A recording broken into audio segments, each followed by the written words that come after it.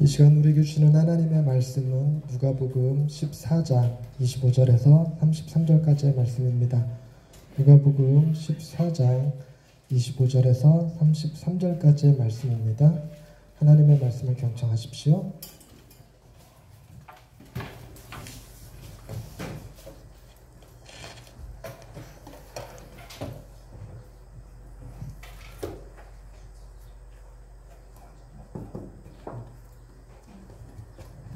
소리가 지금 안 나오고 있는 것 같아요. 아니요, 소리가 성우의 목소리가 안 들려서 성우와 비슷한 목소리로 들려드리겠습니다.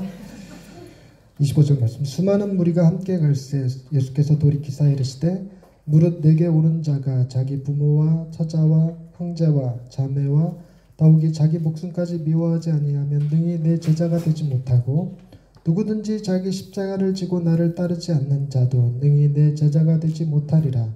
너희 중에 누가 망대를 세우고자 할진대 자기의 가진 것이 준공하기까지에 족할는지 먼저 앉아 그 비용을 계산하지 아니하겠느냐. 그렇게 아니하여 그 기초만 쌓고 능히 이루지 못하면 보는 자가 다 비웃어 이르되 이 사람이 공사를 시작하고 능히 이루지 못하였다 하리라. 또 어떤 임금이 다른 임금과 싸우러 갈 때에 먼저 앉아 1만 명으로서 저 2만 명을 거느리고 오는 자를 대적할 수 있을까 헤아리지 아니하겠느냐. 만일 못할 터이면 그가 아직 멀리 있을 때에 사신을 보내어 화친을 청할지니라. 이와 같이 너희 중에 누구든지 자기의 모든 소유를 버리지 아니하면 능히 내 제자가 되지 못하리라. 아멘. 이 말씀을 통하여 우리에게 은혜 베푸시기를 원합니다. 아멘. 오늘은 청소년 주일입니다. 우리가 청소년 주일 그 사랑의 5가지 언어를 가지고 쭉 해왔는데 뭐뭐 했는지 혹시 기억하십니까? 우리가 먼저는 인정하는 말, 그러니까 칭찬하고 사랑을 고백하고 하는 말들을 해야 된다는 얘기를 했었고, 그 다음에 스킨십, 이렇게 아이들을 만져주고 안아주고 하는 것이 청소년 때에는 좀 더 다양한 기술로 하이파이브를 한다든지 장난을 친다든지 아니면 등을 토닥여 준다든지 하는 형태의 스킨십에 대한 이야기를 했었습니다. 그리고 함께하는 시간이 중요하다. 시간의 양보다 시간의 질이 중요해요. 얼마나 같이 진정 있게 관심을 집중해서 함께 시간을 가져주느냐 하는 건데, 오늘의 주제는 섬김입니다. 봉사에 관한 것이죠. 다른 말로 표현하면 사랑의 수고 정도 되겠습니다. 여러분, 우리가 엄마를 떠오르는 여러 가지 이미지가 있잖아요. 여러분들 어머니를 떠오를 때 어릴 적에 너는 참 훌륭해, 착해 이런 말 듣고 사셨나요? 항상 우리는 뭐 듣고 살았냐면 이 썩을 놈의 새끼 이 소리 듣고 망할 놈의 새끼 이 얘기 듣고 그랬는데, 우리가 뭐 하나 붙들고 살았냐면 어머니가 애기들 콧물 흘릴 때 이렇게 코 풀어주면서 흥해라 그래갖고 이만큼 흥해서 살아가고 있는 거 아닌가요? 그죠? 뭐 저희 부모님 세대도 마찬가지지만 이렇게 사랑한다는 표현, 칭찬하는 말에 좀 인색하셨어요. 그리고 스킨십에도 꽤 많이 인색하셨어요. 그래서 우리가 엄마 하면 떠오르는 것이 스킨십, 함께하는 시간, 무슨 인정하는 말 이런 말이 떠오르는 것이 아니라 얼마나 우리를 위해서 헌신적이셨는지, 얼마나 많이 희생하셨는지에 대한 이미지가 떠오르죠. 그것이 오늘날 우리가 살아가는 힘이 되게 됩니다. 어머니가 보통 우리들도 마찬가지로 자녀 낳을 때 되면 생각하죠. 우리 어머니가 옛날에 의료시설이 좋지 않았던 그 시절에 우리를 낳을 때 얼마나 해산의 수고를 하셨는지에 대한 거, 마른 자리, 진 자리 갈아 누이시고 우리보다 늦게 주무시고 일찍 일어나시고 모든 음식을 준비하시고 하셨던 모든 사랑의 수고가 오늘날 우리에게 큰 힘이 됩니다. 이제 우리가 또한 우리 자녀들을 키우면서 가져야 될 여러 가지 사랑의 언어 중에 가장 중요하다고 말할 수 있는 것 중에 하나가 바로 이 사랑에 관한 사랑의 수고에 관한 것입니다. 그래서 오늘은 이 수고에 대한 이야기를 좀 나눠보려고 합니다. 우리가 아이들이 어릴 때는 기저귀를 갈아주고 목욕시켜주고 말 태워주고 업어주고 했던 모든 것들이 이제는 좀 더 다른 방식의 표현을 좀 할 필요가 있습니다. 10대 아이들에게도 여전히 부모의 헌신을 필요로 하지요. 단순히 먹을 것을 주는 정도가 아니라 이제는 먹을 것을 준비하는 방법, 그리고 돈을 버는 방법, 그리고 또 아직 아이들이 운전면허가 없을 테니까 운전해주는 수고 뭐 이런 것들이 계속 필요할 것입니다. 오늘 읽은 본문은 제자도에 관한 이야기입니다. 예수님께서 뭐뭐 하지 못하면 능히 내 제자가 되지 못한다. 내 제자가 되기 위해서 뭐뭐 해라 하는 형태의 글로 쓰여져 있습니다. 그런데 참 어려운 말씀으로 쓰여져 있어요. 뭐라고 쓰여져 있냐면 26절 말씀, 무릇 내게 오는 자가 자기 부모와 처자와 형제와 자매와 더욱이 자기 목숨까지 미워하지 아니하면 능히 내 제자가 되지 못하고, 여러분 이런 말씀 받아들이기가 참 어렵죠. 우리가 예수님의 제자가 되려고 하는 마음도 있지만 그와 더불어서 부모와 형제와 처자와 자식들을 버릴 생각은 전혀 못하죠. 오히려 더 강화되는 거죠. 교회 안에서, 신앙 안에서 그리스도의 제자가 된다는 것은 내 부모와 처자와 자식들을 더 잘 돌보고 그들을 돕는 것이라고 생각하기 쉬운데 왜 이런 말씀을 하셨을까? 두 번째 말씀은 더 심한 말씀이세요. 27절에 누구든지 자기 십자가를 지고 나를 따르지 않는 자도 능히 내 제자가 되지 못한다. 그래서 십자가를 지는 삶이라고 얘기하는데, 여러분 십자가를 진다는 말의 의미가 우리는 좀 약간 고상하게 들리긴 해요. 저도 어릴 적에 어머니가 이제 신학교 들어갔을 때 그 십자가 목걸이를 하나 해주셨는데, 이 십자가 지는 삶을 매일 아침에 경험하죠. 아침에 일어나면 이게 뒤로 넘어가 있어갖고 십자가를 지고 일어납니다. 그래서 십자가를 지는 삶 이렇게 얘기하는데, 그런 의미가 아니죠. 이 십자가라는 것은 사형 틀을 언급해서 그걸 짊어진 사람들 눈에 뭐라고 보이냐면, 저 사람 이제 곧 죽겠구나, 저 사람 지금 죽으러 가는 거구나 하는 의미의 십자가입니다. 그러니까 십자가를 지고 주님을 따른다는 얘기는 많은 사람들 보기에 주님 따르는 그것으로 인해서 살겠구나가 아니라 주님 따르는 그것으로 인해서 죽겠구나, 죽으러 가는 거구나 라고 생각하게 만드는 것입니다. 여러분, 우리 현대 사회에서 교회를 다니는 사람들이 교회 다닌다는 이유 때문에, 예수를 믿는다는 이유 때문에 더 가난해지고 더 실패하고 나중에는 더 망하는 길로 간다면 사람들이 교회를 다닐까요? 절대 그렇지 않을 것입니다. 여기 나와 계시는 여러분들 중에서도 상당수는 안 그럴 것입니다. 만약 우리가 교회를 다니는데 그것이 곧 우리 집안이 망하는 길이다라고 생각한다면 교회 나올 사람이 어디 있겠어요? 그런데 오늘 본문 말씀은 조금 이런 의미에서 아이러니하고 헷갈리는 말씀입니다. 그런데 오늘 본문의 말씀은 뭐가 중요하냐, 포커스가 굉장히 중요합니다. 관점을 어떻게 보느냐에 따라 다른데, 여러분 지금 예수님께서 이 말씀을 하실 때 사람들이 뭐라고 받아들였냐면, 오늘날 많은 사람들이 제자도에 관해서 얘기할 때 예수님의 제자가 되기 위해서는 자기 부모와 처자와 형제와 자매와 자기 목숨까지 미워하고 자기 십자가를 지고 따라가야 되는 거구나 라고 생각을 했다는 겁니다. 그래서 예수님의 제자가 되기 위한 방법론으로서 본문을 이해했던 거죠. 그런데 여러분, 예수님께서 지금 이렇게 저렇게 해야지만 내 제자가 될 수 있다라고 말씀하신 것이 아닙니다. 즉 방법론에 관한 얘기가 아니에요. 오늘 주님이 하신 말씀을 제대로 들여다보면 이렇게 하지 않으면 능히 내 제자가 되지 못한다라는 얘기를 했어요. 그러니까 제자가 되는 방법이 아니라 제자가 되지 못하는 이유에 대한 설명이죠. 그리고 이어지는 비유가 두 개가 나옵니다. 하나는 망대를 세우는 얘기고 하나는 전쟁에 관한 이야기입니다. 그 두 가지 비유도 가만히 잘 보세요. 망대를 세우는 방법에 관한 이야기였다면 망대를 세우기에 돈이 부족하다 싶으면 돈을 더 준비해서 중간에 공사가 중단됨 없이 망대를 끝까지 세우기에 필요한 재정을 먼저 준비하고 공사를 시작해라 라고 말하는 게 아닙니다. 뭐라고 얘기하고 계시냐면, 망대를 세울 때 준공하기까지 내 재산이 충분한지를 먼저 보고 그리고 나서 시작을 해야지, 안 그러면 비웃음을 산다라는 얘기를 합니다. 그리고 전쟁에 관한 얘기도, 여기 내가 1만 명의 군사가 있고 쳐들어오는 적군은 지금 2만 명인데, 그러니까 우리도 1만 명을 더 군인을 뽑아서 훈련시켜야 된다라고 얘기하는 게 아닙니다. 뭐 게릴라 전술을 한다든지 뭘 한다든지 하는 게 아니에요. 내 가진 1만 명으로 저 2만 명을 상대할 수 있는지 없는지를 판단하라는 거죠. 즉 두 개가 뭘 의미하는 거냐면, 방법에 관한 얘기가 아니라 자기 점검에 관한 이야기입니다. 뭐라고요? 자기 점검. 즉 예수님의 제자가 되는 것도 지금 예수님이 이렇게 하면 내 제자가 된다라고 말씀하신 것이 아니라, 예수님의 제자가 되려고 하는 사람들한테 자기 점검이 필요하다라고 얘기하고 있는 거예요. 자기 점검에 관한 이야기인 것입니다. 그런데 우리의 마음을 한번 점검해 봅시다. 일단 뭐부터 점검해야 되냐면, 주님의 제자가 되고자 하는 마음이 있는가? 주님의 제자가 되고자 하는 마음이 있는가부터 점검해야 되겠죠? 그리고 만약에 있다 그러면, 내가 주님의 제자가 되고자 하는 마음이 있다 그러면 주님의 제자가 되려고 하는 이유는 무엇이냐? 왜 주님의 제자가 되고자 하느냐 하는 것입니다. 좀 더 지금 낮춰서 생각해 보십시다. 나는 예수를 믿고자 하는 마음이 있는가? 제자가 아니라 예수님을 믿고자 하는 마음이 있는가? 그리고 또 하나 더 들어봐야죠. 나는 왜 예수를 믿으려 하는가? 여러분 예수님을 믿으십니까? 물론 믿는다고 생각합니다. 저 역시 예수님을 믿습니다. 그럼 왜 믿으십니까? 한국에서 예수님을 믿는 이유는 첫 번째, 죽어서 어디 가기 위해서? 천국 가기 위해서. 두 번째, 이 땅에 살면서 뭐 받기 위해서? 복 받기 위해서.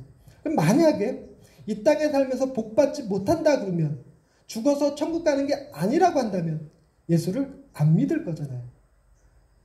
그러니까 그런 동기에서 예수를 믿는 것, 그것을 옳다고 하지 않습니다. 예수를 믿는 이유가 예수님께서 나를 위해서 행하셨던 그 일들에 대한 이야기를 듣고 내 마음에 감동이 되고 내 의지와 상관없이 믿어지는 것. 내가 믿으려고 애쓰는 것이 아니라 사람들은 이해하지 못하는데 나는 그게 이해가 되고 감사하고 감격스러워서 믿어지는 것. 그래서 나는 예수를 부인할 수가 없는 것. 내게 다른 어떤 좋은 것을 준다고 하더라도, 세상에 금은 보화 명예를 준다 해도 그것이 탐나기는 하지만 내 마음이 그것 때문에 예수를 부인할 수가 없는 상태. 자기 점검을 해보니 내가 왜 예수를 믿는지 확실하게 얘기하지는 못하겠지만 안 믿기는 어려운 것. 이게 자기 점검이라는 것입니다. 이걸 그대로 제자됨에 갖다 붙여볼까요? 너는 왜 예수님의 제자가 되려고 하니? 난 예수님의 제자가 되면 유명해질까봐. 이런 거는 안 되겠죠. 예수님의 제자가 되면 천국에서 예수님 가까운 자리에서 금면류관을 쓰고 좋은 집에서 살게 될 것을 기대하기 때문에 라고 생각한다면 예수님의 제자가 될 자격이 안 되는 거죠. 예수님의 제자가 되는 사람도 자기 점검을 해보면 그런 겁니다. 예수님의 제자가 된다 해도 유명해지지 않고 천국에서 상석의 자리에 앉는 것이 아니라 세례 요한처럼 지극히 작은 자보다도 천국에서는 더 작은 자가 될 수밖에 없다면 그래도 제자가 되려고 하겠는가? 그럴 때 내 마음이 뭐라고 얘기하냐면, 내가 제자가 되려고 하는 이유는 딱히 설명할 수 없지만 제자가 되지 못한다라고 하면 마음이 상합니다. 저로 표현하자면 그러면 내가 목사가 돼서 무슨 부귀영화를 누리겠다고 하는 것은 아닙니다. 그럼에도 불구하고 왜 목사를 계속 하려고 하느냐? 목사를 하지 못하게 하면 너무 괴로워요. 딱히 이유를 설명할 수는 없지만 나는 하나님 앞에 목사가 되어 있다는 사실 자체가 너무 감사하고 감격스럽습니다. 이대로 가난해도 좋고 이대로 무명한 자 돼도 상관없다고 생각합니다. 근데 나더러 목사하지 말라 그러면 너무 괴로울 것 같습니다. 그런 형태인 거죠. 제 마음이 그렇다는 얘기는 아니고요. 그럴 것 같다는 겁니다. 다시 본문으로 돌아와서 생각해 보십시다. 어떤 사람이 주님의 제자가 되려고 할까?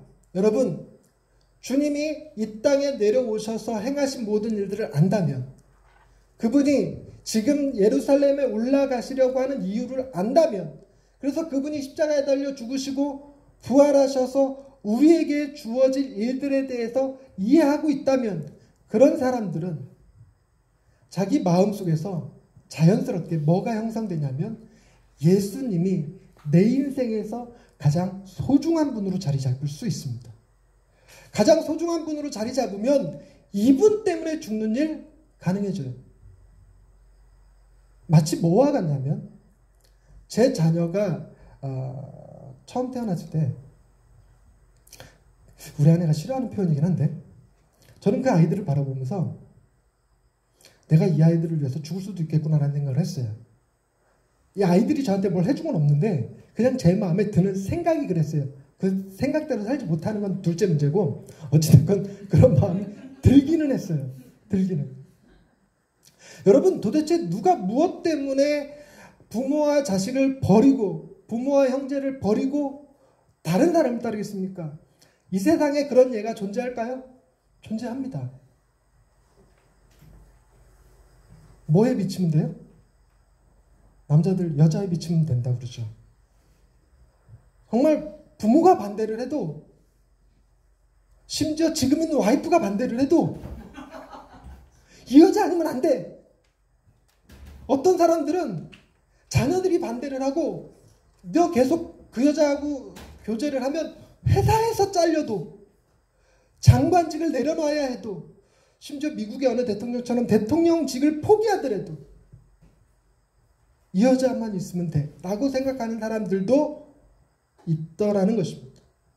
우리 마음에 이 세상에 존재하는 그 어떤 것도 그렇게 사랑해서 득될 건 아무것도 없습니다. 즉 내가 부모와 자식과 처자보다 직장을 더 사랑해서도 안 되고 돈을 더 사랑해서도 안 되고 명예를 더 사랑해서도 안 됩니다. 그런데 희한하게 누구는 사랑해도 되냐면 예수 그리스도. 그분은 그렇게 사랑해도 돼요. 예수 그리스도 그분은 내가 내 가족보다도 내 자녀보다도 저 자신보다도 더 사랑해도 괜찮아요. 우리 아내가 사랑의 우선순위 얘기할 때 나는 몇 위쯤 돼? 라고 물어본 적 있어요. 넌 세 번째야 그랬다가 얼마나 혼났는지 몰라요. 첫 번째 주님 여기까지는 동의했어 안 해도. 두 번째 엄마 그랬다가 혼났어요. 저희 아내는 저한테 두 번째입니다. 첫 번째 주님, 두 번째. 하영아경아, 니들은 밀렸어. 근데 여러분 그런 의미로 우리가 주님을 너무너무 사랑하면 이 말씀이 시험거리가 안 돼요. 부모와 자식과 처자와 모든 재산을 다 버리고 자기 십자가를 지고 주님을 따르라? 그래야지만 제자가 된다? 이 얘기를 때 정말 주님을 사랑하는 사람이라면 주님이 나를 위해서 어떤 일을 행하셨는지에 대한 이해가 분명하다면 이미 그렇게 하고 있기 때문에 아무 문제가 안 됩니다. 누군가가 이런 말을 했어요. 하나님을 사랑하는 게 쉽냐? 여러분 하나님 사랑하는 게 쉽습니까? 주의를 지키고 11조를 하고 말씀을 읽고 조그마한 잘못된 실수에도 죄책감을 느껴야 되고 바르게 살려고 애써야 되고 이 모든 것들이 불편하지 않으신가요? 그러니 정말 예수님을 사랑한다는 게 하나님을 사랑한다는 게 쉬운가요? 이 질문에 C.S. 루이스가 한 대답이 있습니다. C.S. 루이스가 뭐라고 그랬냐면 하나님을 사랑하는 사람들에게는 참 쉬워. 여러분 아내를 사랑하는 사람에게는 아내 사랑하는 것이 쉽습니다. 내 아내를 사랑하지 않는데 사랑하려고 애쓰는 사람한테 힘든 일이겠죠. 예수님의 제자가 되는 일도 마찬가지입니다. 자기 점검이 그렇다는 것입니다. 그런데 여러분 이 말씀은 단순히 예수님의 제자가 되는 것에만 국한되어 있지 않습니다. 여러분 제자가 있다는 얘기는 누가 있다는 얘기를 의미하는 거예요? 스승님이 계시다는 거죠. 여러분 스승님하고 제자하고 누가 더 뛰어난 사람이어야 합니까? 응? 질문이 어렵습니까? 저하고 여러분 중 누가 더 신학적으로 더 뛰어난 사람이어야 됩니까? 제가 더 뛰어나야 돼요. 언변의 문제가 아니고 신학적인 문제에서. 그래서 여러분들 주석 사다 놓고 공부하고 이러는 거 반대합니다. 그냥 제 얘기만 들으셨으면 좋겠어요.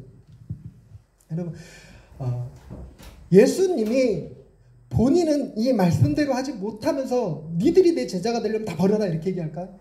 아니죠. 주님이 뭐 하신 분이냐면 우리들의 스승이 되기 위해서 우리의 구원자가 되시기 위해서 우리의 구원자 예수님은 부모와 처자와 형제와 자매와 더욱이 자기 목숨까지 미워하신 거예요. 그렇게 우리의 구원자가 되셨습니다. 여러분 이 말을 또 오해하면 이렇게 됩니다. 예수님께서 우리의 구원자가 되시기 위해 그분은 하나님 보좌 우편을 버리시고 이 땅에 내려오셔서 우리의 구원자가 되시기 위하여 십자가를 짊어지시고 골고다에 올라가셔서 돌아가셨다. 그렇게 하심으로써 우리의 구원자가 됐다라고 말한다면 말 자체는 맞는 것 같은데 포커스가 달라져 버렸어요. 정확한 질문은 이런 겁니다. 왜 예수님은 우리의 구원자가 되시려고 하셨는가? 왜 우리의 구원자가 되시려고 하늘 보좌 버리시고 이 땅에 내려오셔서 십자가에 달려 돌아가셔야만 했는가? 그렇게 질문이 나와야 되고 그 질문의 대답은 무엇입니까? 우리를 향하신 그분의 사랑이 컸기 때문입니다. 우리가 우리 자녀들을 바라볼 때 우리 자녀들이 잘못된 일을 행하여서 그 일을 대신 아비 된 자가 어미 된 자가 뒷감당을 해줘야 될 때 왜 그렇게 해주느냐? 난 아빠이기 때문입니다가 아니죠. 나는 이 아이들을 사랑하기 때문입니다.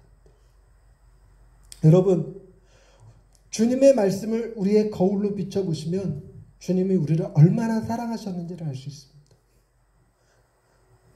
예수님과 하나님의 관계를 여러분은 잘 모르시죠. 두 분은 동일한 본질이셨습니다. 두 분은 성령 하나님과 더불어서 삼위일체 하나님이셨습니다. 그 세 분은 서로에 대해서 충분히 만족스럽고 즐겁고 행복한 상태셨습니다. 자신의 유익을 구하는 것이 아니라 오로지 상대를 위하여 헌신적이신 분들이셨습니다. 그렇게 사랑하시는 분들이 그 사랑을 내려놓으려면 그보다 더 큰 사랑의 힘이 필요한 거예요. 그렇게 더 큰 사랑의 힘을 우리에게 베푸셨거든요. 그래서 여러분, 우리는 주님이 우리를 너무너무 사랑합니다 라고 말하는 것에 대해서 인지가 잘 안 돼요. 근데 이렇게 표현하면 좀 되죠. 여러분, 주님의 제자가 되기 위해서는 부모와 처자와 형제와 자매와 더욱이 자기 목숨까지 미워하고 자기 십자가를 지고 따라야 됩니다. 그만큼 주님이 가장 크게 사랑스러워야 합니다 라고 말한다면 뒤집어서 그렇게 주님은 우리를 사랑하셨다라는 얘기는 좀 더 와닿죠. 내가 생각해보니, 내 입장에서 생각해보니 이게 엄청난 사랑이구나 라고 깨닫게 된다는 것입니다.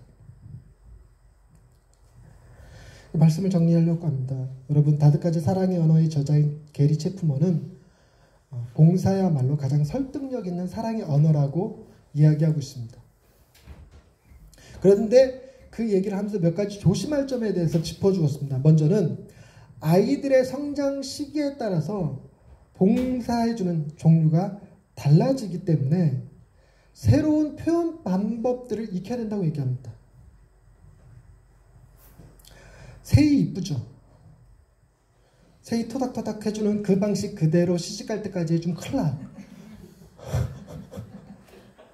계속 바뀌어야 돼요. 저는 우리 아이들이 뭘 사달라고 하거나 돈을 요구할 때 가급적이면 거절하지 않습니다. 일단 제 기억 속에 거절한 기억은 딱히 떠오르지 않습니다. 그게 저는 없어요. 애들은 있다고 생각할지 모르겠지만 저는 없어요. 그 이유 중에 하나가 10대 때 사주지 않으면 20대 때 차 사줘야 되고 30대 때 집 사줘야 되고 40대 때 가게 열어줘야 된대요. 그럴 능력이 없으면 10대 때가 제일 돈이 적게 들어가니까 그때만 있으라는 거예요. 충분히 그때 다 채워지고 나면 더 이상 부모한테 뭐 달라고 하는 거예요. 아빠가 나한테 해준 게 뭐 있어? 이런 소리 안 한다는 거예요. 나중에 가게 차려줄 때 아빠가 지금까지 나한테 해준 게 뭐 있어? 가게 차려줘! 이러면 할 말 없다는 거죠. 사랑한다 하더라. 새로운 표현 방법들을 익혀서 예전에는 아이들한테 밥을 떠먹여줬다면 이제는 밥을 먹는 법을 가르치는 것을 넘어서 밥을 하는 방법을 가르쳐주는 게 희생이 되는 거예요.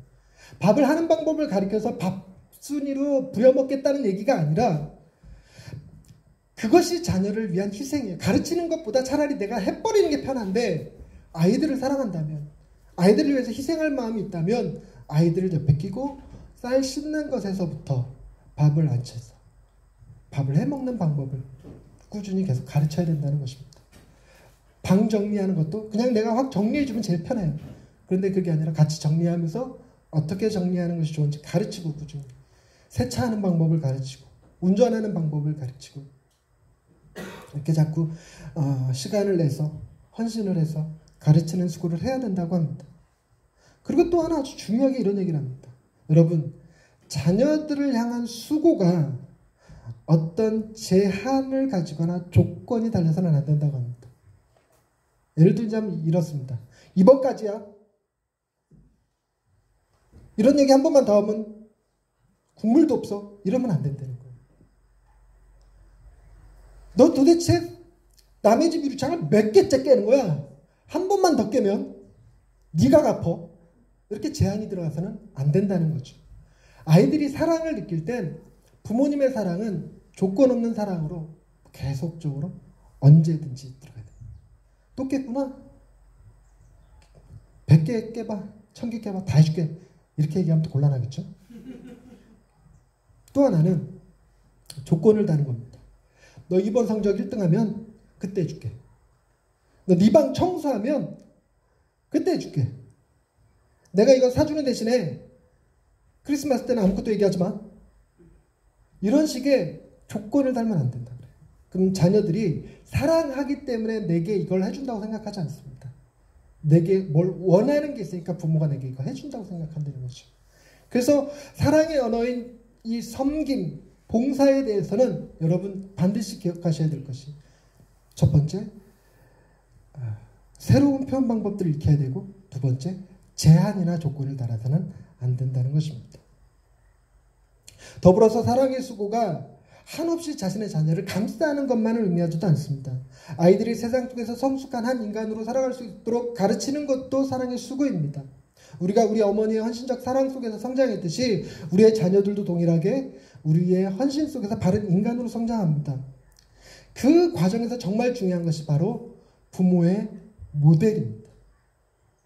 부모가 모델이 되어줘야 돼요, 자녀들한테. 저 어릴 적 이게 정말 힘들었어요. 애들 유치원 다닐 때 정말 중요하게 가르쳐야 될 것 중에 하나가 신호 지키기죠. 애들한테 신호, 파란 불일 때 건너야 돼, 손 들고 건너야 돼 라고 말하면서 아빠는 과속에 신호 위반해. 엄마는 애 붙잡고 빨간 불일 때 빨리 뛰어!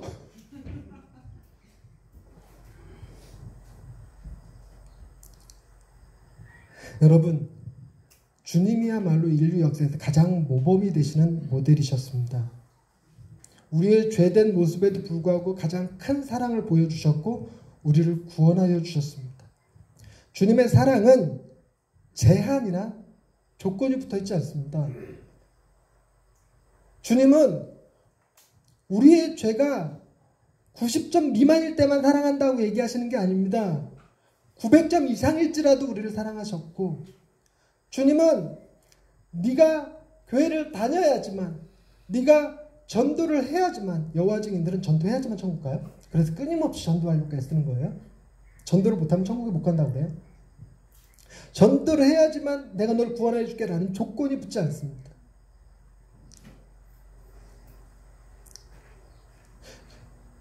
그저 우리에 대한 사랑 때문에 그 모든 일을 행하셨죠. 그래서 그 사랑이 많은 사람들을 선한 길로 인도했고, 여러분 놀랍게도 예수를 믿지 않는 사람들도, 예수를 부정하고 비난하고 조롱하는 사람들도 예수님의 사랑 이야기를 모티브 삼아서 살아갑니다. 그래서 어떤 사랑이 진정한 사랑인지, 어떻게 사랑해야 올바른 사랑인지를 예수님의 사랑을 근거로 판단한다고 합니다. 저도 제 아이가 태어날 때부터 지금까지 아이들을 향해서 많은 헌신적 사랑을 했습니다. 제 딴에, 우리 아내 기준 말고 내 딴에. 근데 무엇을 바라고 한 게 아니라 사랑해서 했습니다. 그리고 제 안에 그 사랑은 원형이, 뿌리가 예수님에게 있습니다. 예수님을 보면서 나도 이렇게 사랑해야지, 나도 이렇게 내 자녀들을 사랑해야지 라는 생각을 갖게 됩니다. 여러분, 아이들의 필요를 채우기 위해서 헌신하고 희생하는 모든 것들이 사랑에서 비롯된 일이라면 전혀 고통으로 다가오지 않습니다. 아이들을 사랑해서 아이들을 잘 되게 하기 위해서, 아이들 입에 밥 한 번 더 집어넣기 위해서, 아이들에게 좋은 옷 한 번 더 사입히기 위해서 야근을 하고 알바를 더 뛰고 하는 것들도 전혀 고생으로 다가오지 않습니다. 아이들을 사랑하기 때문이죠.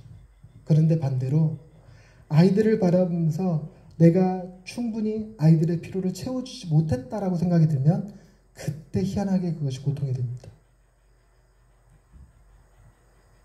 우리 주님이 우리를 사랑하실 때 그렇게 사랑하셨어요. 그래서 우리에게 충분히 채워주지 못하시면 그분의 고통이 되니까 그분은 자신의 온몸에 물과 피를 쏟으셨고 십자가에서 생명까지 내어주셔서 우리를 사랑하셨습니다. 여러분, 우리 아이들은 우리의 그런 사랑으로 자랍니다. 봉사는 그 사랑을 아이들에게 표현하는 아주 강력한 수단일 뿐입니다. 봉사는 수단일 뿐이에요. 우리 아이들에게는 우리의 사랑이 전달될 것입니다. 우리가 주님의 희생을 통해서 희생이 중점이 아니라 그 희생하시기까지 우리를 사랑하신 그 사랑을 깨달으면서 우리가 변화된 것처럼 말입니다. 기도하십시다. 하나님, 예수님께서 우리를 얼마나 사랑하셨는지 우리에게 제자 되지 못하는 이유를 설명하시면서 부모와 처자와 형제와 자매와 자기 목숨까지 버리지 못하면 제자가 되지 못한다 하셨는데 주님이야말로 우리를 위하여 가장 소중한 것들을 버리시고 십자가 위에서 생명까지 내어주셨던 것을 기억합니다. 주님의 사랑을 우리도 깨닫고 우리도 우리의 자녀들에게 우리의 사랑을 전달하는 방식으로 봉사라는 한 방법을 택하여 더 많이 사랑해 주길 원합니다. 아이들의 필요를 채워주고 바른 길로 인도하고 아이들한테 좋은 모델이 되어주고 싶습니다. 아이들을 사랑하는 마음이 우리 아이들을 바르게 자라게 할 줄로 믿습니다. 하나님, 우리 아이들을 지켜주옵소서. 예수님의 이름으로 기도드립니다. 아멘.